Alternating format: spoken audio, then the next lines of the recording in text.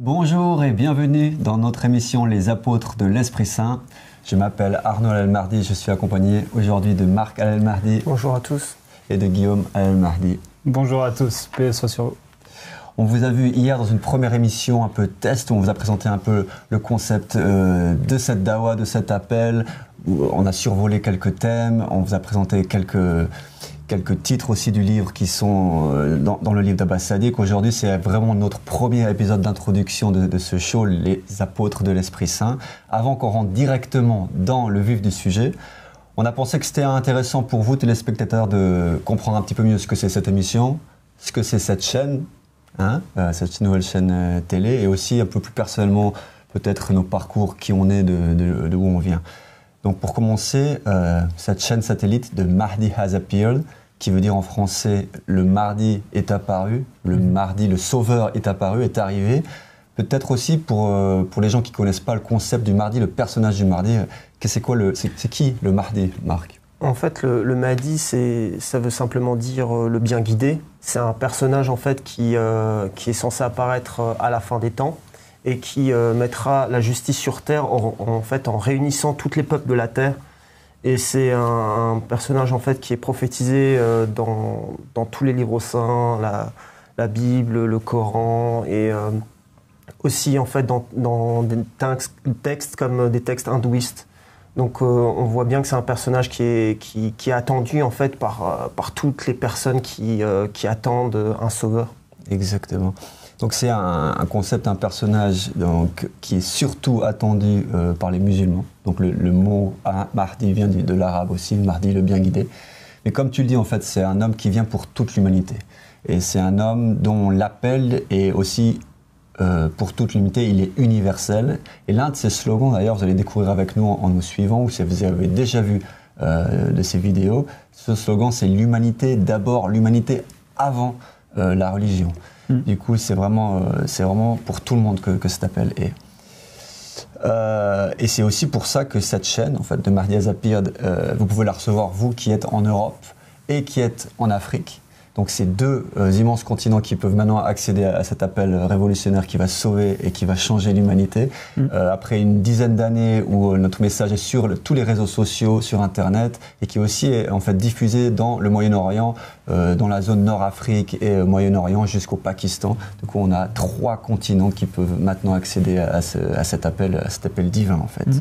Et on a ce slogan aussi du Mahdi, qui va dans différents continents, puisque là, comme tu l'as dit, il était surtout le Moyen-Orient.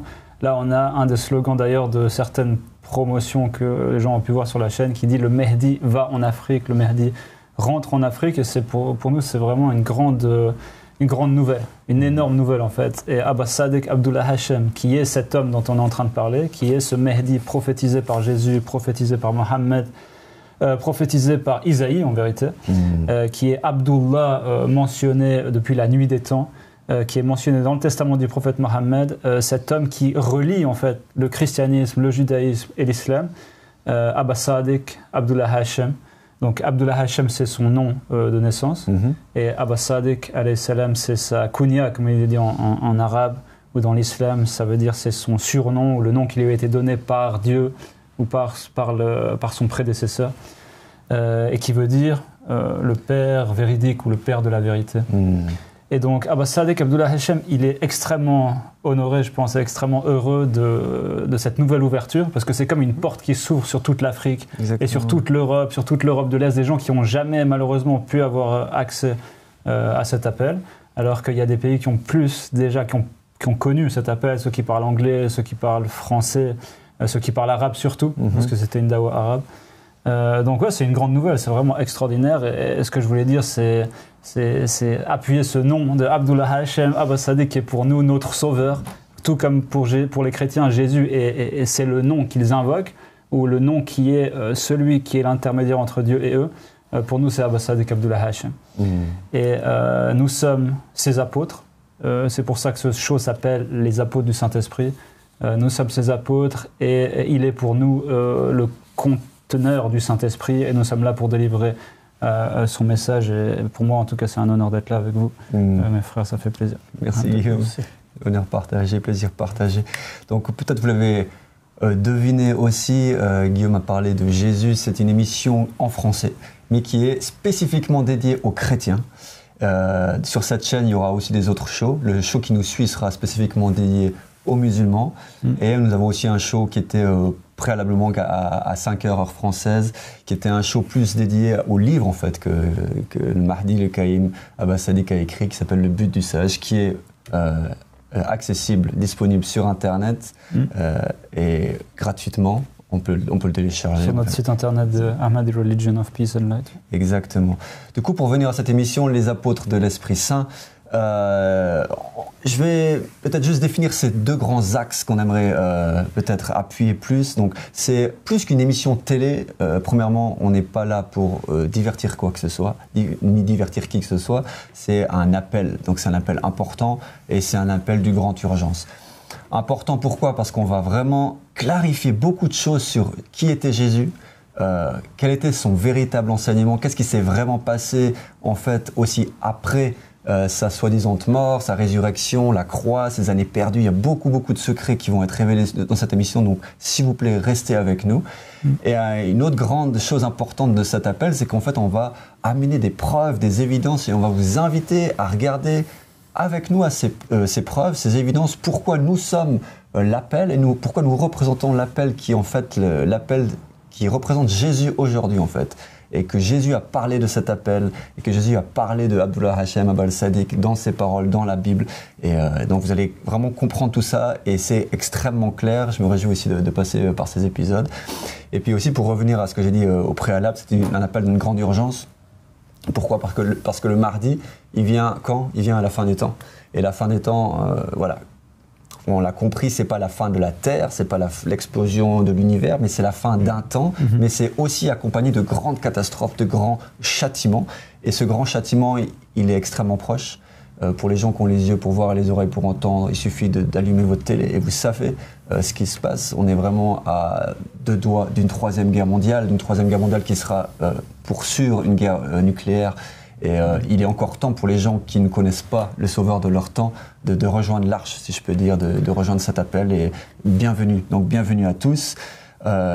Avant de passer au premier thème de cet épisode, on va se présenter un peu plus profondément, comme ça vous pouvez savoir aussi qui on est, notre parcours, et peut-être vous reconnaître dans ce qu'on a vécu, et comme ça vous pouvez voir qui on est. Marc, tu veux bien commencer ? Oui, comme tu l'as dit, je m'appelle Marc, et puis en fait, pour moi, mon parcours, j'ai grandi enfin au sein de l'Assemblée des témoins de Jéhovah, qui est en fait, on va dire, une secte du christianisme qui rejette l'Église catholique, et qui proclame en fait comme seul et unique nom de Dieu Jéhovah. Elle utilise une Bible en fait qui contient seulement 66 livres au lieu en comparaison avec la Bible catholique qui en contient 72. Et en fait en gros les témoins de Jéhovah c'était toute ma vie. Mais suite à de nombreux questionnements et à un parcours spirituel un peu mouvementé, je me suis tourné en fait sur la religion musulmane qui, elle, expliquait et donnait des explications qui pour moi étaient convaincantes sur l'aspect chrétien en fait, sur ce qui s'était passé après Jésus et sur le fait qu'il y avait une continuité du message divin en fait. Et ensuite, suite à ça, à mon passage en fait dans le sunnisme, j'ai accepté ce qu'on appelle une autre branche de l'islam qui s'appelle le chiisme. Et suite à ça, en fait, j'ai découvert cette religion qu'on va ici vous enseigner, dont le leader est Abdullah Hashem. Donc la religion Ahmadi de la paix et la lumière aussi, c'est le nom officiel de cette religion, dont le leader est, comme tu l'as dit, Abdullah Hashem Abal Sadiq. Merci Marc pour ce parcours. Guillaume, si tu veux partager le tien. Oui, donc comme Marc, j'étais également chrétien, sauf que j'étais d'obédience catholique, donc je suis né catholique, et donc j'étais à l'église quand j'étais petit. Je lisais à la messe, je me rappelle. Le prêtre m'aimait bien. On avait un bon prêtre d'ailleurs quand j'étais jeune qui m'a beaucoup inspiré et qui m'a montré comment un homme peut inspirer le bien en fait, inspirer l'amour de son prochain, inspirer l'amour de Dieu. Et je pense que c'est rare en fait parce que j'ai entendu beaucoup de gens qui ont eu qui n'ont pas eu la même expérience en tout cas. Donc j'ai eu cette bonne expérience. Je pense qu'à l'adolescence, je reviens un peu là-dessus parce qu'on parle à des chrétiens et vu qu'on n'est plus chrétien, je trouve que c'est intéressant de revenir un peu sur ce passage. L'adolescence en Europe en général, la plupart des jeunes, ils abandonnent totalement la religion. Donc même ce prêtre, je me rappelle bien qu'il m'avait dit laisse pas la religion quand tu vas à la ville pour aller au collège en fait, on change d'endroit à 13 ans pour aller à l'école. Et comme il m'avait prévenu, j'ai abandonné totalement la religion. Je pense jusqu'à 20 ans, j'ai plus été du tout intéressé par la religion. Et à 20 ans, j'ai comme eu un renouveau en fait spirituel où j'ai découvert Dieu, j'ai recommencé à lire la Bible. J'ai recommencé à m'intéresser à la religion. J'ai étudié la religion également, différentes religions. Et j'ai pu voir qu'il y avait... Quand on étudie en fait toutes les religions, on voit que toutes les religions, ils ont vraiment énormément de points communs. Et j'ai vu que, par exemple, après le christianisme, il y avait une autre religion qui était venue, qui était l'islam. Et que le problème que j'ai vu, c'est que pendant 20 ans de ma vie, on ne m'a jamais parlé de l'islam. On m'avait dit peut-être 2 phrases sur l'islam. En gros, on m'avait dit Jésus, c'est qu'un prophète pour les musulmans et il n'a pas été crucifié ou un truc comme ça. C'est tout ce que je savais sur l'islam. Et quand j'ai commencé à rencontrer des musulmans, j'ai été inspiré par les enseignements de Jésus que je ne voyais pas dans les chrétiens, mais que j'ai vu d'une manière incroyable dans des musulmans. Des trucs tout simples comme partager son repas, payer un repas à quelqu'un qu'on ne connaît pas. Des choses vraiment toutes simples qu'en ayant vécu en Suisse, dans un pays riche, dans un pays très individualiste où tout le monde a en gros ce qu'il a besoin, il y avait très peu de partage, il y avait très peu de... La religion, en fait, c'était le dimanche à la messe, c'est tout. C'est absolument tout ce qui existe comme religion dans les pays européens aujourd'hui, même qu'aujourd'hui, il n'y a plus de religion du tout, mais quand on était petit, parce que c'était quand même dans les années 80, tu vois, 90. Quoi. Donc, ouais, c'était une expérience incroyable de rencontrer ces musulmans. Après, j'ai continué à rencontrer plus de musulmans. En fait, Dieu, il m'a montré plus de musulmans. Et il m'a montré des gens qui étaient soufis, il m'a montré des gens qui étaient spirituels, qui avaient des connaissances incroyables que j'avais jamais entendues toute ma vie. Et je me suis dit, mais c'est quoi ce truc, en fait ? Je suis obligé d'aller voir, lire le Coran, lire les narrations, lire les maîtres spirituels gnostiques, par exemple, du soufisme. Et j'ai découvert une réalité de Dieu dont je n'avais jamais entendu parler dans le christianisme, même si cette réalité est aussi là. Donc voilà, j'ai fait mon chemin, j'ai été dans le soufisme, je suis devenu musulman, je me suis converti à l'islam, et j'ai vu qu'également l'islam, tout comme le christianisme, était un peu corrompu. J'ai vu qu'il y avait des problèmes partout, tout était divisé, tout le monde se critiquait. Et un jour, j'ai rencontré cet appel, Ahmed Al-Hassan. Je me rappelle, j'ai eu un rêve. J'ai eu un ami qui m'en a parlé après ça et du coup ça s'est enchaîné. J'ai rencontré Ahmed Al-Hassan, j'ai été conquis, j'ai retrouvé cet esprit de Jésus que j'avais un peu perdu dans l'islam. Ahmed Al-Hassan, et puis Abbas Sadiq est venu sur le devant de la scène, il a dit je suis le successeur d'Ahmed Al-Hassan, il a présenté des preuves incroyables qui étaient exactement les mêmes que Ahmed Al-Hassan. Et voilà, aujourd'hui je suis là avec vous et avec la communauté de Qaim de Mohammed. Pardon d'avoir fait un peu long pour la présentation. Pour moi, c'est tout à fait intéressant. Donc, moi aussi, grandi dans une famille catholique. Par contre, très vite déçu, en fait. Et j'ai vu beaucoup de corruption dans cette église. Les gens qui représentaient cette église, j'arrivais pas à m'identifier à eux. Ils répondaient pas à mes questions. Et donc, très, très vite, à l'adolescence, je me suis tourné vers une sorte de voyage spirituel, je pourrais dire. Et ce voyage spirituel est aussi devenu un voyage physique où j'étais amené à beaucoup voyager en fait. On pourrait dire que j'ai vraiment fait le tour de la Terre. J'ai passé du temps en Inde, j'ai passé du temps en Afrique de l'Ouest, dans le Moyen-Orient, en Amérique latine. Et ça m'a permis en fait d'ouvrir des horizons, connaître des autres enseignements spirituels, et des autres religions en fait que j'avais pas eu accès pendant toute ma vie en fait. Et donc là, j'ai rencontré par exemple l'hindouisme mystique, j'ai rencontré aussi l'islam. Et j'avais ce chemin de détachement en fait. Et j'avais toujours Jésus qui était en moi, qui avait cette voix de Jésus qui a toujours resté en moi, même si j'explorais d'autres religions. Et des phrases très très précises de la Bible qui revenaient tout le temps. Et j'avais toujours ce concept de Jésus, il disait, mais tu dois tout lâcher, tu dois tout vendre et tu dois me suivre. Et moi, j'étais à la recherche d'un homme comme Jésus. J'étais à la recherche du Jésus de mon temps, si je pourrais dire, de ce maître spirituel qui puisse m'enseigner, qui pourrait me donner cette connaissance, cette porte vers comment je peux connaître Dieu. Mais j'avais l'impression de tout laisser. J'avais laissé ma vie matérielle, mais je ne savais pas où aller. Où est-ce qu'il est Jésus aujourd'hui? C'était ça ma question. Il est où? Il y a des dizaines et des dizaines de sectes. Et elles disent toutes, elles sont avec Jésus. Donc c'est laquelle que je joins. Impossible pour moi de trouver ce concept. Du coup, j'ai connu différents maîtres aussi, mais rien m'a jamais convaincu totalement. Jusqu'au jour où j'ai reçu un appel extrêmement clair. C'est extrêmement difficile d'expliquer en peu de mots, mais c'est vraiment... Quand vous connaissez un appel mystique, des gens qui vous disent « j'ai été appelé par Dieu », je peux vraiment reconnaître dans ces mots en fait. Et c'est là que j'ai accepté par la grâce de Dieu cet appel, où j'ai rejoint aussi cette communauté. Et j'ai aussi appris à reconnaître au-delà de mes propres signes personnels les preuves de cet appel. Pourquoi cet appel, c'est vraiment pas seulement ce que moi je reconnais comme la vérité, mais c'est vraiment l'appel qui aujourd'hui représente Dieu et représente le Sauveur de l'humanité.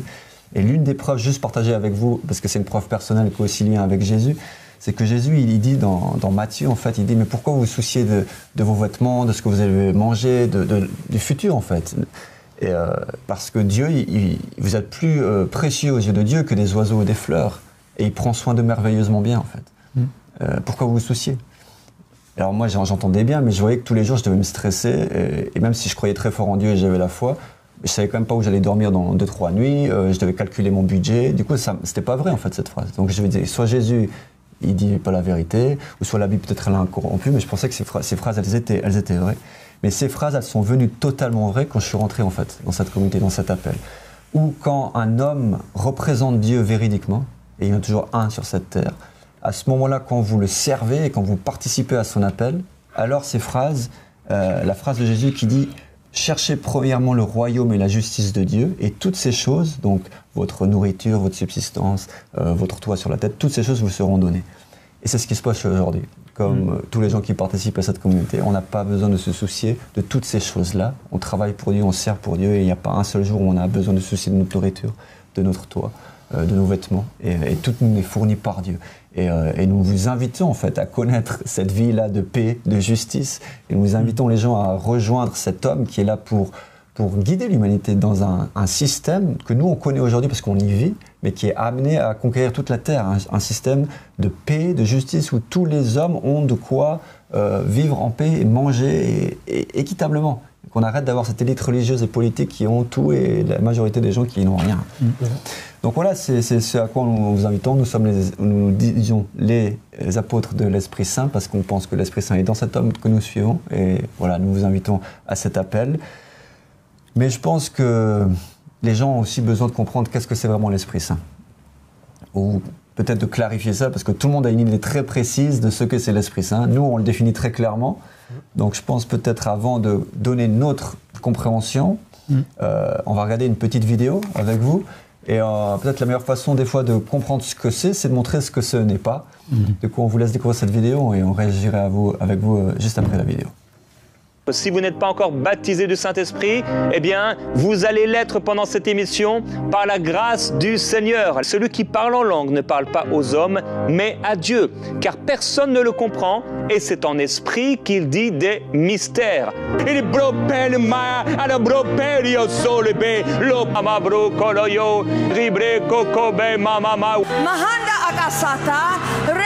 Manda raboko sokota ronda yakande rabakande la babakaso power.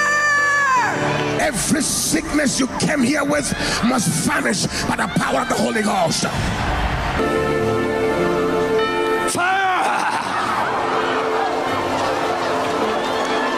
Hey! Fire! Jesus, la puissance de Dieu est là.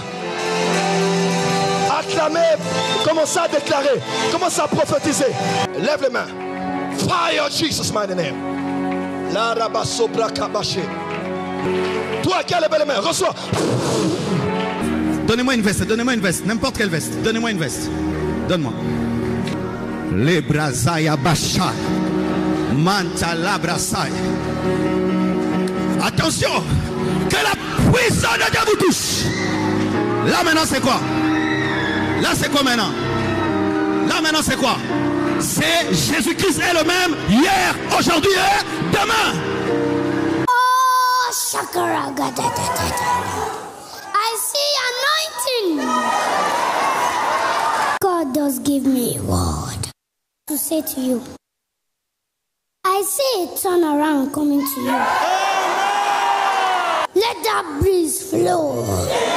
Let that breeze flow. Let that breeze flow.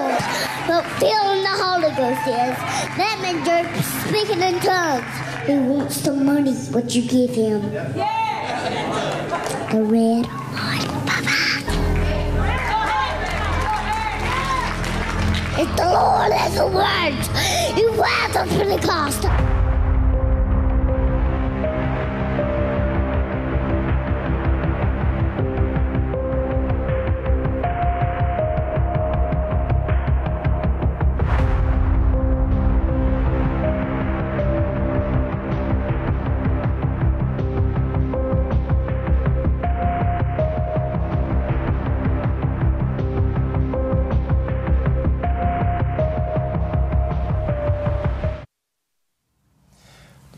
Donc voilà, c'est une vidéo pour certaines personnes, c'est peut-être choquant, pour d'autres personnes, c'est leur quotidien. Pour nous, c'était important de montrer ça parce que quand on cherche Esprit Saint sur Internet, c'est souvent la majorité des choses qu'on trouve, c'est ce genre de vidéo. Marc, je sais pas. Si oui, premièrement, je voudrais simplement dire qu'on n'est pas là pour se moquer de qui que ce soit. Je veux dire, moi, en tant qu'ancien témoin de Jéhovah, plusieurs fois, on nous faisait des remarques concernant le fait qu'on toque aux portes et qu'on est un peu, voilà, juste pour prendre le café ou ce genre de choses. On est simplement là pour observer les situations et pour vous expliquer ce que l'Esprit Saint n'est pas avec simplement en utilisant notre raison et l'observation et la lecture de la Bible. Donc qu'est-ce qu'on observe?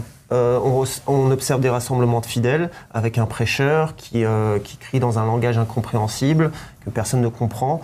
On voit aussi en fait des fidèles tomber à terre sous l'effet dit de l'Esprit Saint.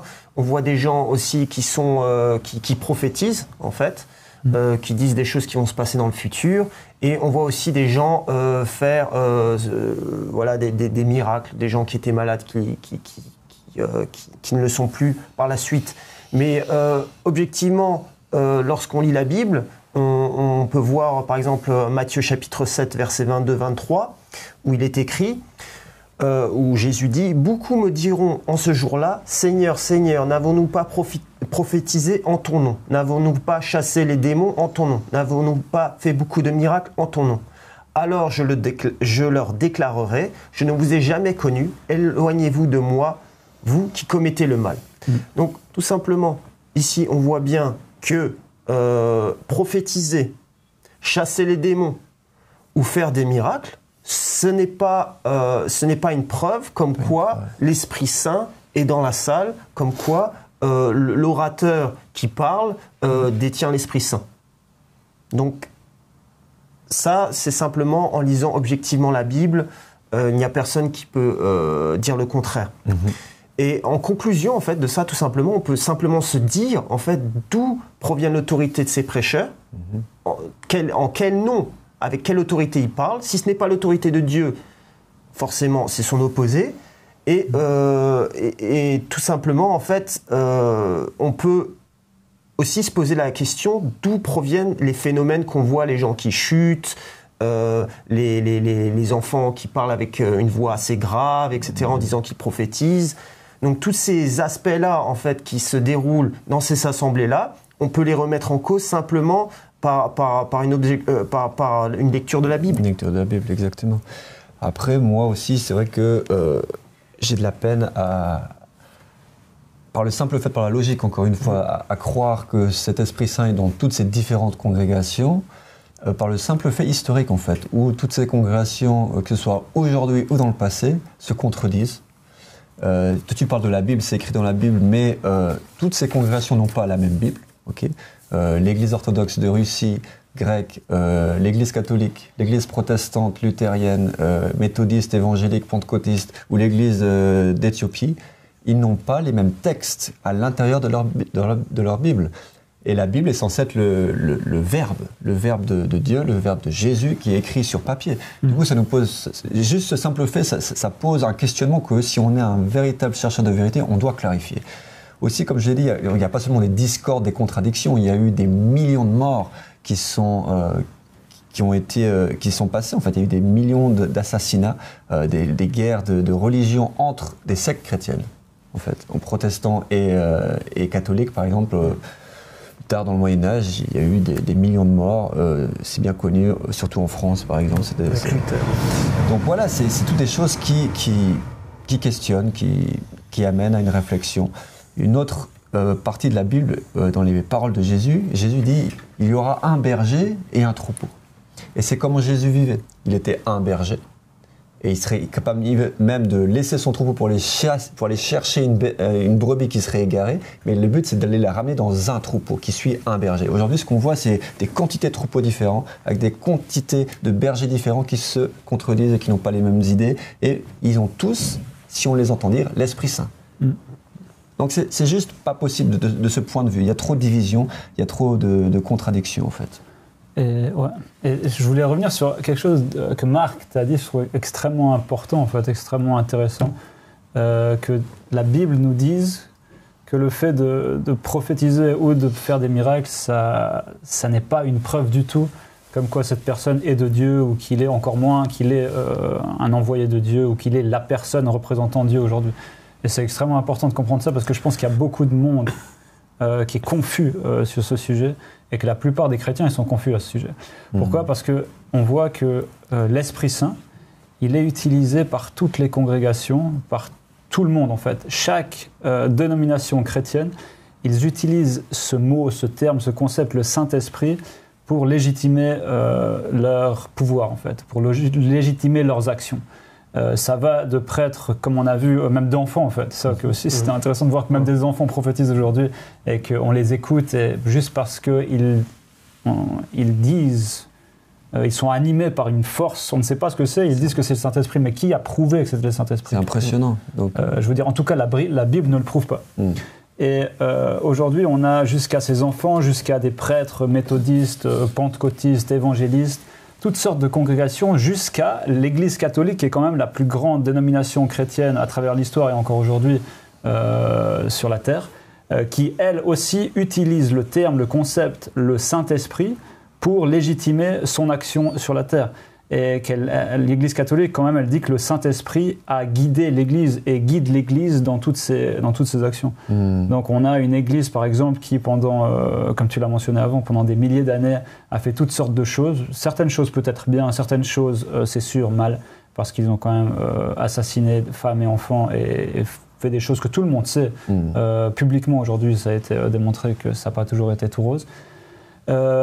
Mais ils sont officiellement guidés par l'Esprit Saint. Donc, de quel Esprit Saint on parle, en fait ? C'est un peu la question que j'ai envie de poser. Oui, comme tu le mentionnes, en fait, le problème, c'est même pas que peut-être ils auraient fait des choses choquantes qui paraissent complètement contre la Bible, mais c'est le fait qu'un pape fait une chose et des siècles plus tard, un pape s'excuse au nom de l'autre pape. Ils disent, oui, nous reconnaissons nos erreurs.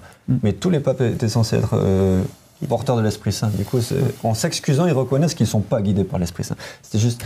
Un petit détail, un petit détail qui ne c'est pas un détail, c'est que si aujourd'hui il y a 2 milliards de chrétiens sur la terre et qu'ils étaient tous guidés par l'Esprit Saint, le Saint-Esprit, nous espérions vivre dans un monde un petit peu différent que celui dont on vit, où aujourd'hui même où nous parlons, il y a des millions de chrétiens qui meurent de faim. Et ça, c'est juste impossible à comprendre si ces enfants, ces femmes, ces hommes qui sont dans une congrégation qui est censée être guidée par l'Esprit Saint, c'est juste pas possible. Donc il faut clarifier, on a le devoir de clarifier en fait, ce que c'est l'Esprit Saint. L'Esprit Saint, le Saint-Esprit ou l'Esprit de Dieu en fait. Donc on va essayer de rester simple, sans rentrer dans des choses trop ésotériques ou mystiques, mais en termes simples, le Saint-Esprit, l'Esprit Saint, c'est l'Esprit de Dieu, c'est l'Esprit qui est sur la terre, qui représente Dieu. Okay, c'est la présence de Dieu sur la terre. Exactement. Je pense qu'on peut être d'accord avec cette définition. Et l'Esprit de Dieu, donc il est comme Dieu, il représente Dieu, du coup il est aussi bon, il est plein de justice, il amène la paix. Du coup, si on le suit, on lui obéit, et on obéit, on suit l'homme qui le porte, forcément, c'est aussi écrit dans la Bible, il est censé amener un royaume de paix, un royaume de justice. Comme j'ai mentionné dans ma première introduction, si vous cherchez le royaume, la justice va vous être donnée, vous vivrez en paix. Du coup, si vous suivez cet Esprit Saint, c'est ça qui va vous être donné. Mais aujourd'hui, il n'y a pas un centimètre carré sur cette terre où l'Esprit Saint règne, si on peut dire. Du coup, ça montre encore que toutes ces congrégations ne peuvent pas être avec l'Esprit Saint. Donc nous comprenons avec cette simple définition que le devoir d'un croyant, c'est de trouver cet esprit, cette présence de Dieu sur terre. Et c'est ce que, si on regarde l'histoire de la Bible, l'histoire du Coran, l'histoire de tous ces textes sacrés des religions, à quoi on fait référence? On fait référence à des hommes qui viennent prêcher un message, ils disent qu'ils sont envoyés par Dieu, et c'est quoi leur message? C'est toujours la même règle d'or. Prends soin des autres avant toi-même, fais la paix, pardonne, établis la paix autour de toi, la justice. Okay? Donc ça, c'est cet esprit qui était dans l'action du Saint-Esprit. Voilà. Et tous ces prophètes, ces messagers, ils étaient habités par le Saint-Esprit. C'est cet Esprit Saint qui les poussait à aller au danger de grands tyrans et de les dénoncer et essayer de responsabiliser l'humanité pour qu'ils reviennent à Dieu, en fait. Et le plus grand exemple qu'on a, c'est Jésus. C'est lui qui l'a dit de façon la plus éloquente. Il a dit « Nul ne va au Père sans passer par moi ». Et pour nous, c'est vraiment la manifestation de la parole de l'Esprit Saint quand il dit ça. Parce que c'est qu'en passant par l'Esprit Saint qu'on va trouver Dieu. Et l'homme qui porte cet Esprit Saint. Donc, en trouvant Jésus qui, en son temps, était le porteur de l'Esprit Saint, on aurait trouvé Dieu le Père, en fait. Mais c'est ça, je pense, c'est le principe même de la religion divine, le principe même du message de Jésus, le principe même du message de tous les prophètes et messagers, en fait. Et je pense qu'Abba Sadek, aujourd'hui, c'est ça sur le quoi il insiste le plus, c'est ce concept qui s'appelle la suprématie de Dieu. On appelle au fait que seul l'homme désigné par Dieu a le droit de parler au nom de Dieu, en fait. Et que cet Esprit Saint, il est dans un homme qui représente Dieu. À l'époque de Jésus, il était en Jésus-Christ. Il a dit aussi, nul, comme tu l'as dit, nul ne va au Père sans passer par moi. Je pense ce qu'il faut qu'on discute, c'est cette confusion qu'il y a entre les chrétiens et les autres religions. Parce que nous, on n'est pas vraiment d'accord avec ça. On est d'accord avec le fait que l'Esprit Saint était avec Jésus-Christ, qu'il était en Jésus-Christ, qu'il parlait à travers Jésus-Christ, oui. On dit même, comme les musulmans, d'ailleurs, comme le Coran le dit, que Jésus était l'Esprit de Dieu. Et ça, c'est dans le Coran.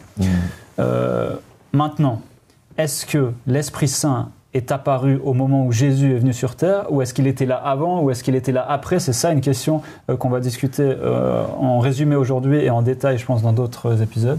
Mais notre croyance, c'est que l'Esprit Saint était là avant Jésus-Christ et qu'il est là après Jésus-Christ. Et d'ailleurs, on trouve dans l'histoire, dans la Torah, par exemple, clairement, Dieu a insufflé l'esprit, son esprit, à Adam. Et c'est là que, en fait, Adam a pris vie et que Adam est devenu ce qu'il est devenu.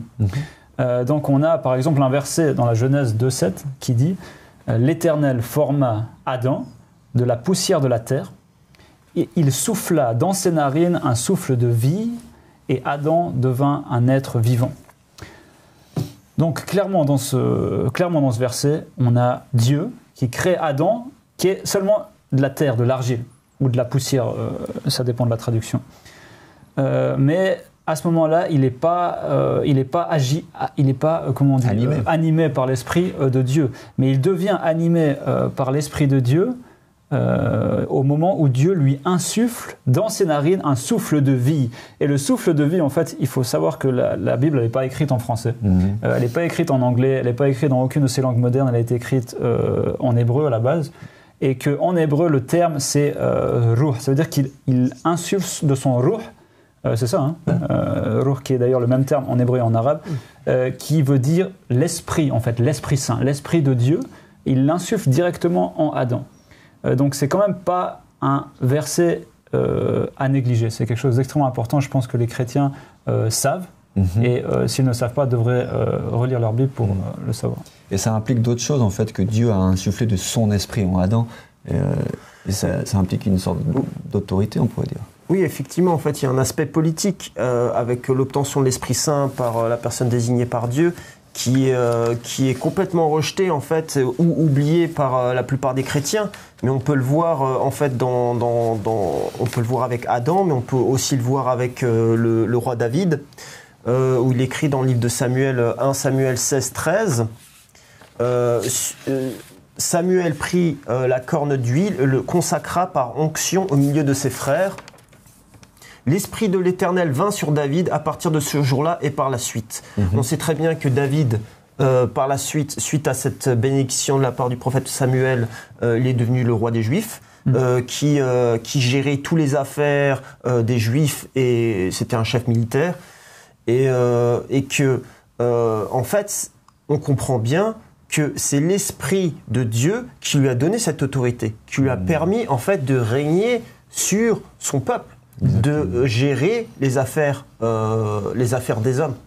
Et seul Dieu, en fait, nous, ce qu'on dit, c'est que seul Dieu peut gérer. Seul Dieu peut être en charge de la terre. Exactement. Et que toutes les personnes qui ne sont pas de Dieu sont des tyrans et ont usurpé, en fait, le trône de Dieu.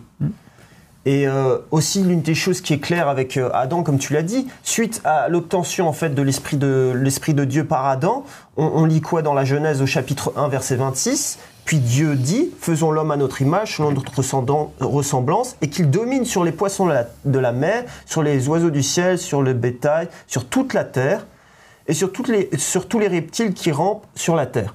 Donc on voit bien, en fait, que suite à l'obtention, comme tu as dit, de l'esprit, Adam, en fait, domine toute la terre et gère, en fait, est un gérant de toute la terre, de toutes les créatures qui sont à l'intérieur. Tout à fait. Il est amené à diriger, quoi. Voilà, il est amené à diriger. Et ça, c'est vraiment un point sur lequel on vous pousse à faire vos recherches, parce que c'est un point central, et c'est ça qui permet, en fait, de comprendre tout le reste. Parce qu'à partir du moment où c'est pas l'Esprit de Dieu qui nous dirige, qui gère les aspects spirituels comme politiques, comme économiques, enfin tout.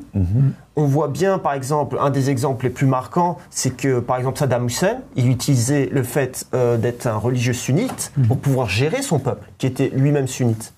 Ou bien même Hitler, qui était un tyran, et qui a utilisé, en fait, les textes bibliques pour dire, voilà, pourquoi on doit exterminer les Juifs, parce qu'ils ont tué Jésus. C'est complètement horrible d'utiliser les paroles divines pour massacrer le peuple et dominer sur la terre alors qu'il n'a pas été mis en place par Dieu. Exactement. C'est ça le grand problème de la religion, je pense. C'est toujours utilisé à mauvaise escient, en fait. Et qu'il elle est complètement déformée à cause de ça, à cause du pouvoir, comme tu l'as dit, cet aspect politique, en fait, qui devrait être donné à Adam, qui devrait être donné à David, à Salomon, à Jésus, mais qui est en fait pris par c'est Satan, en fait, c'est fils de Satan. Et c'est ça qui fait peur aux dirigeants.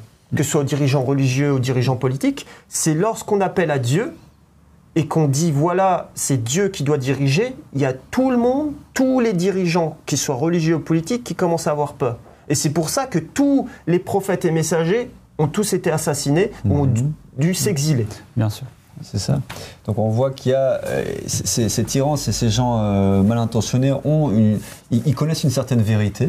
Et c'est pour ça que les gens aussi se soumettent d'une certaine façon, parce que c'est backed up, c'est confirmé en fait par la Bible, par les écrits religieux, que oui, l'autorité, elle vient du divin. Et on a aussi des paroles de faux apôtres comme Paul qui dit « Vous devez vous soumettre à toutes les autorités parce que les autorités qui sont en place viennent de Dieu ». Du coup, ça a été énormément mal utilisé et ça amène beaucoup de gens aujourd'hui, à notre époque, surtout en Europe, je peux témoigner pour ce continent, qu'ils rejettent la religion parce qu'ils ont vu comment la religion a créé le chaos, en fait. Et du coup, parce que des faux prétendants ont utilisé la religion comme une autorité divine, une autorité politique, tout a été mélangé et les gens rejettent tout. Mais on voit bien que seul un esprit plein de sagesse et d'intelligence peut gouverner le monde. La meilleure preuve, c'est qu'aujourd'hui, personne ne gouverne avec cet esprit. Et vous voyez bien dans l'état dans lequel la Terre est. Et aujourd'hui, on parle de 6e extinction de tous les animaux. La Terre, on est à 2 doigts de la 3e guerre mondiale, comme on le répète. Du coup, pour revenir à ces 2 principaux caractéristiques de l'Esprit de Dieu, de l'Esprit Saint, donc c'est ce qui représente Dieu sur Terre. Et cet esprit est dans un homme, il n'est pas juste diffus et confus. Il est dans, et ça, la preuve, c'est tous ces prophètes, ces messagers qui sont venus au nom de cet esprit et qui ont essayé d'amener quelque chose et qui en ont été combattus, comme tu le dis. Mais pour trouver Dieu, il fallait passer par ces prophètes, ces messagers. Et le deuxième élément que tu mettais en lumière, Marc, c'est que en fait, ça a amené cette autorité. En fait, l'Esprit Saint, c'est pas juste quelque chose qui permet de faire des miracles ou d'avoir des tremblements ou de parler dans une langue incompréhensible. Parce que même si vous faites tout ça, ça va toujours pas amener le royaume dont Jésus parle. Et ça va toujours pas amener la justice dont Jésus parle. Et donc vous devez toujours vous occuper de votre demain, de votre nourriture, de votre sustenance et de toutes ces choses-là où il n'y a pas de justice. Du coup, suivre l'Esprit Saint, c'est trouver cet homme qui va permettre de construire cet état de justice divine, ce royaume où l'Esprit Saint règne et va permettre justement cette possibilité. Donc oui, c'est vraiment ça qu'il faut comprendre aujourd'hui, je crois, et ça fait juste sens que si les gens prêtent attention à ce que l'on dit. C'est incroyable. Moi, je trouve que, franchement, nous, on est là, on est dans cette religion depuis longtemps. Tu vois. On suit cette religion. Pour nous, c'est ça la religion. Mais c'est vrai qu'il faut quand même se rendre compte qu'on parle à des téléspectateurs qui n'ont jamais entendu parler de ça. Et ça, j'en suis sûr à 100%. Cette religion, c'est une révolution, en fait. C'est une réelle révolution, non pas seulement religieuse, c'est une révolution politique, c'est une révolution économique, c'est une révolution du concept même de comment est-ce que l'humanité vit ensemble, à qui elle doit se soumettre, comment le système est organisé. C'est, je veux dire, Dieu, il a décidé d'implémenter un modèle sur la Terre qui n'est pas du tout celui qu'on voit aujourd'hui. Et qui n'est pas du tout celui qu'on a vu pendant des centaines d'années, des millénaires. Et l'homme, il a oublié, en fait. L'homme, il a oublié qu'est-ce que c'est la religion, à quoi ça sert, d'où elle vient cette religion, pourquoi on parle de Adam dans la Torah, pourquoi on parle de David, pourquoi on parle de Jésus, pourquoi Jésus était censé devoir gouverner, mais qu'il n'a jamais gouverné, et qu'il a annoncé quelqu'un qui allait venir pour gouverner. Pourquoi tous ces concepts, on les met de côté dans les églises, on les met de côté dans les synagogues, dans les mosquées, partout. Comme tu as dit, parce que ça dérange, ça fait peur. La personne qui va venir avec ce concept, avec ce principe, avec cette révolution d'idées, c'est une personne qui va être, selon les prophéties, persécutée par le monde entier. Et moi, je pense qu'on a de la chance d'amener ce message et que les gens qui nous écoutent ont encore plus de chance et peut-être qu'ils ne se rendent pas compte parce que là, on mélange un peu tout aujourd'hui. Ça doit être très confus dans la tête des gens parce qu'on apporte tellement de principes. Mais on va voir à travers les épisodes que c'est extrêmement clair. Cette religion est la religion la plus claire de toutes les religions et qu'on a des preuves pour chaque chose que l'on dit. Il faut juste nous laisser un peu de temps et vous allez découvrir des choses absolument incroyables. Voilà, peut-être on va finir avec ces mots de Jésus. Donc, en tout cas, les catholiques, dont je me souviens la prière, qui est une partie de leur prière du jour, c'est ils prient Dieu le Père et ils disent que ta volonté soit faite sur la terre comme au ciel. Et donc, si on regroupe encore toutes ces choses qu'on a dit aujourd'hui, il est bien le devoir du messager de Dieu, de la religion, d'établir un royaume de paix et divin en fait sur la terre. Et c'est pas juste quelque chose qui se passe une fois qu'on est mort, on va au paradis. Non, il est écrit, il est prophétisé. L'humanité doit vivre en paix et doit établir cet espace divin sur la terre. Et c'est la mission du Mahdi. C'est la mission d'Aboul Hajjam Abba al-Sadiq aujourd'hui. Et c'est la mission aussi du Messie qui doit revenir. Et dans Révélation, dans l'Apocalypse, Jésus revient et il établit son royaume. C'est très très clair. Dans la Torah, le Mashiach, celui qui doit venir, eux, ils pensent très fort que c'est même un homme pas trop religieux, mais c'est un homme surtout politique qui va établir ce royaume. Du coup, on va vous laisser là-dessus. C'est vraiment on est là pour réunir en fait ce qui a été divisé depuis trop longtemps, le spirituel et l'organisation humaine en fait. Et ces choses-là, c'est la religion. La religion, elle est là pour amener un monde meilleur. Elle a été absolument mal utilisée pendant des siècles et des millénaires. Et c'est pour ça que ce qui est amené aujourd'hui par le Mahdi, c'est une révolution, comme tu as dit, une révolution divine. Et coup, pour tous les hommes, en fait, voilà. aussi. Pour toute la terre, pas seulement pour les chrétiens. Parce que là, c'est un show, on parle spécifiquement aux chrétiens. Exactement. Restez à l'antenne, d'ailleurs, il y aura un show pour les musulmans avec des preuves islamiques. On a des preuves pour toutes les religions. Comme tu l'as dit, Marc, avant, en fait, cette personne avec qui on est, il a été prophétisé par Mohammed, par Jésus, par Isaïe, par Noé. Et aussi par Bouddha et par ces gens-là, des autres religions, comme tu l'as dit, les religions bouddhistes et hindouistes. Tout à fait. Du coup, on vous laisse sur ces mots universels. On vous appelle à nous suivre demain à la même heure. À vous, la régie. Merci beaucoup.